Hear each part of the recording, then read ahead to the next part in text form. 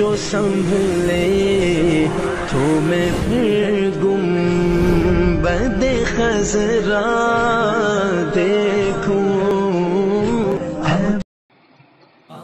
اسی طریقے سے میرے دوستو، قیامت کے دن بھی اللہ تبارک و تعالیٰ کے دربار میں 4 گواہ پیش کیے جائیں۔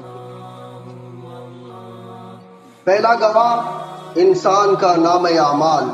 قرآن کریم میں کہتا ہے وَوُضِعَ الْكِتَابُ فَتَرَى الْمُجْرِمِينَ مُشْفِقِينَ مِمَّا فِيهِ، کہ جب نام اعمال سامنے ہوگا تو مجرم گنہگار شخص جب اس کو دیکھے گا تو گھبرائے گا، پھر کیا کہیں گے؟ فَيَقُولُونَ يَا وَيْلَتَنَا مَا لِهَذَا الْكِتَابِ، کہ ہائے ہماری بدبختی، یہ کیسی کتاب ہے کہ کوئی چھوٹا بڑا عمل ایسا نہیں جو اس کتاب میں درج نہ ہو۔ وَوَجَدُوا مَا عَمِلُوا حَاضِرًا، کہ جو کچھ تم اس دنیا میں کر کے جاؤ گے اللہ تبارک و تعالیٰ کے دربار میں اس کو پاؤ گے۔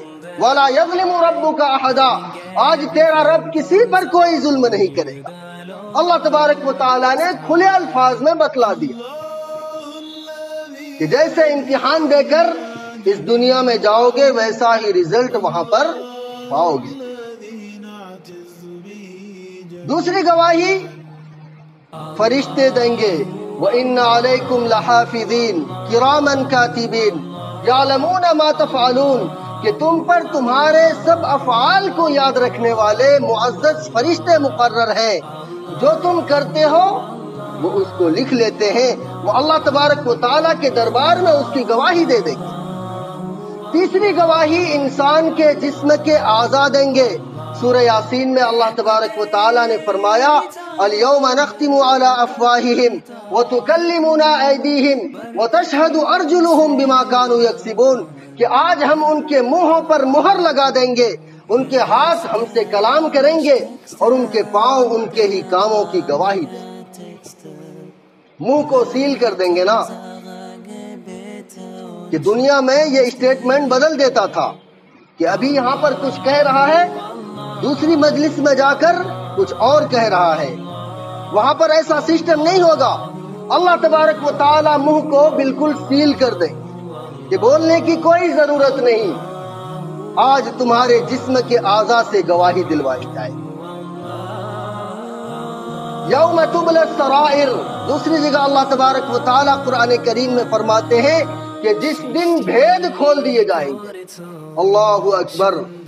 اس آیت کو پڑھ کر اس امت کے اولیاء بہت رویا کرتے تھے، بہت رویا کرتے تھے کہ یا رب العالمین، آپ فرما رہے ہیں کہ جس دن بھید کھول دیے جائیں گے اس دن ہمارا کیا حال ہوگا۔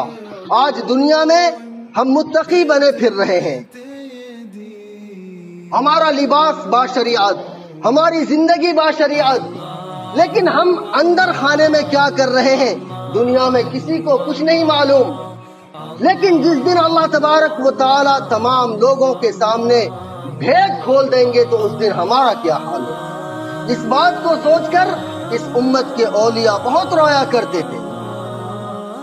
اور چوتھی گواہی میرے دوستو، اللہ رب العزت کی زمین دے گی۔ جیسے کیمرے ہوتے ہیں نا، کیمرے فوٹو کھینچ لیتے ہیں، ویڈیو بنا لیتے ہیں،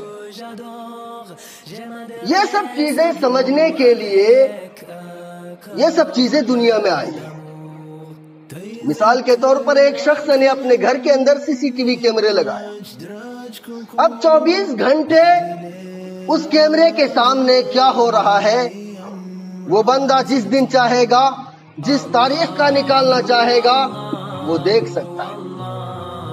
اب آپ سوچئے کہ جو انسان، ایک انسان اس دنیا میں ایسی چیزوں کو تیار کر سکتا ہے کہ 1 سال پہلے 24 تاریخ کو کیا ہوا تھا آپ اس کیمرے کے ذریعے دیکھ سکتے ہیں۔ تو جو رب العالمین جس نے تمام انسانوں کو بنایا، اب آپ سوچئے کہ اس کے کیمرے کی کیا طاقت ہے۔ کیا ہمارا کوئی بھی عمل اس کے کیمرے سے بچ سکتا ہے؟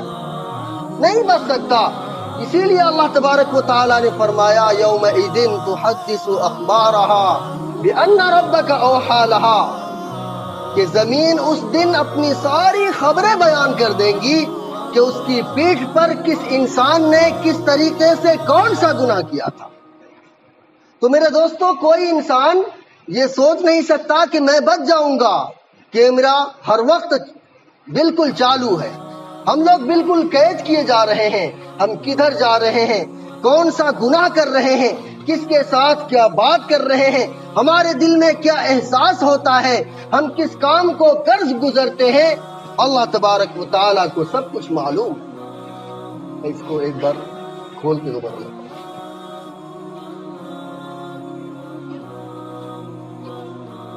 ایک شخص ابراہیم بن ادہم رحمت اللہ علیہ کے پاس آیا، نوجوان تھا، کہنے لگا کہ حضرت گناہوں کا مرتکب ہو جاتا ہوں، چھوڑا بھی نہیں جاتا، ڈر لگتا ہے کہ اللہ تبارک و تعالی عذاب بھی دیں گے، ذرا آپ کوئی ایسی طریقہ بتا دیجئے کہ میں گناہ بھی کرتا رہوں اور عذاب سے بھی بچ جاؤں۔ یہ واقعہ میں نے کئی جگہ پر لوگوں کو بتایا اور حقیقت میں سمجھنے والی بات ہے۔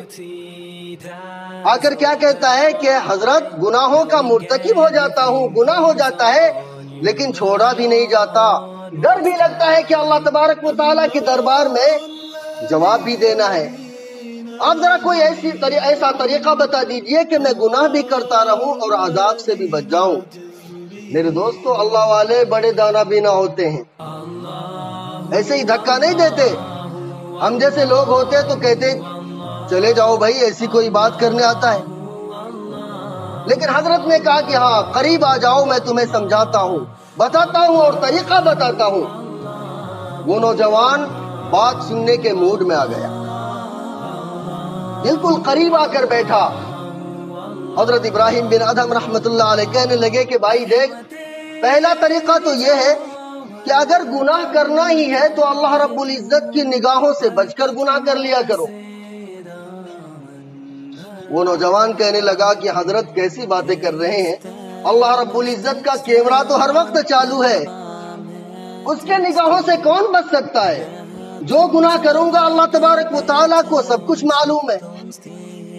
پھر حضرت نے کہا کہ اچھا چلو دوسرا طریقہ بتاتا ہوں۔ وہ دوسرا طریقہ یہ ہے کہ رزق کھانا چھوڑ دو، اللہ رب العزت سے کہہ دینا کہ نہ میں آپ کی کھاتا تھا نہ آپ کی بات مانتا تھا۔ پھر وہ نوجوان کہنے لگا کہ حضرت یہ کیسے ہو سکتا ہے کہ میں کھانا کھانا چھوڑ دوں، اگر رزق کھاؤں گا نہیں تو اس دنیا میں زندہ کیسے رہوں گا؟ حضرت کہنے لگے کہ اچھا چلو تیسرا طریقہ اور بتاتا ہوں۔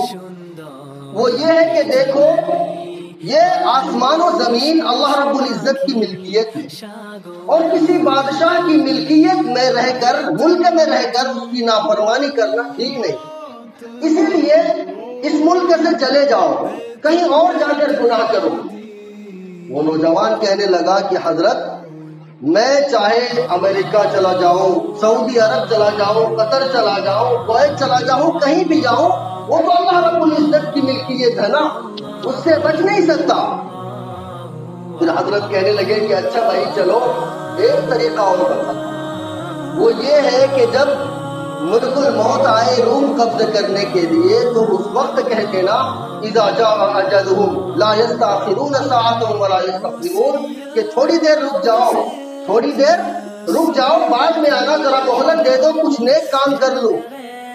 وہ بندہ کہنے لگا کہ حضرت قرآن کریم میں ہے کہ جس وقت جس انسان کا وقت مقرر ہے موت اسی وقت آ کر رہتی ہے، یہ کیسے ہو سکتا ہے؟ پھر حضرت کہنے لگے کہ اچھا چل ایک طریقہ اور بتاتا ہوں۔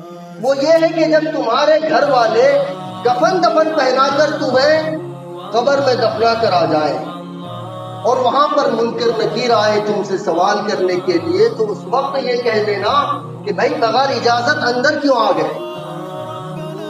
نوجوان کہنے لگا کہ حضرت قبر میں کوئی بولنے کی طاقت رکھ سکتا ہے، وہ بھی فرشتوں کے سامنے؟ کہنے لگے کہ اچھا چل ایک طریقہ اور بتاتا ہوں، جب میدان حشر میں تمہارے برے عملوں کو کھولا جائے گا اور اللہ رب العزت تمہارے لیے جہنم کا فیصلہ کر دیں گے، تو اس وقت یہ کہہ دینا کہ میں تو جہنم میں نہیں جاتا، اکڑ کر کھڑا ہو جانا۔ وہ بندہ کہنے لگا کہ حضرت اللہ رب العزت کے سامنے اکڑ کر کون کھڑا ہو سکتا ہے؟ اب یہاں پر لوہا گرم تھا اور چوٹ لگانے کی دیری تھی. پھر حضرت کہنے لگے کہ بھائی جب تیری کوئی اوقات ہی نہیں ہے تو پھر اتنے بڑے پروردگار کی نافرمانی کیوں کرتا ہے؟ کہنے لگا کہ حضرت آج سمجھ میں آ گئی میں اپنے پروردگار کی کبھی بھی نافرمانی نہیں کروں گا. تو میرے دوستو ہماری ملکیت میں کچھ بھی نہیں ہے، ہماری کوئی اوقات نہیں ہے، اسی لیے اپنے آپ کو گناہوں سے بچا کر اپنی زندگی کو گزارے. دعا کیجئے کہ اللہ تبارک و تعالی ہم سب کو کہنے سننے سے زیادہ عمل کی توفیق نصیب فرمائے.